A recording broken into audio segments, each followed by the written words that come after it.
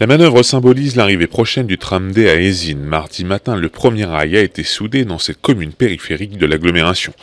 Des soudures comme celle-ci, il devrait y en avoir 2350 entre le terminus de Eysines-Cantineau et la Plains des Quinconces à Bordeaux.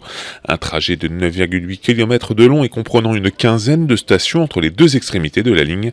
Après plusieurs mois de chantier pour déplacer les réseaux d'eau, de gaz, les travaux visibles de construction du tramway vont enfin commencer. En fait, le tramway va constituer une armature urbaine pour la commune, va permettre de faire le lien entre la plupart des quartiers de notre commune, qui finalement est une commune qui est constituée de plusieurs quartiers avec une certaine autonomie. Et avec l'arrivée du tramway dans quelques mois à Cantineau, un nouveau quartier d'habitation devrait voir le jour au milieu de ces commerces. Cette ligne D en desservant Eysines, le Bouscat, la rue Fond-de-Dège et enfin les Quinconces va devenir, selon le vice-président de Bordeaux Métropole au transport de demain, Michel Labardin, structurante pour l'agglomération, notamment via sa prolongation future jusque Saint-Médard-en-Jalles à l'horizon 2022.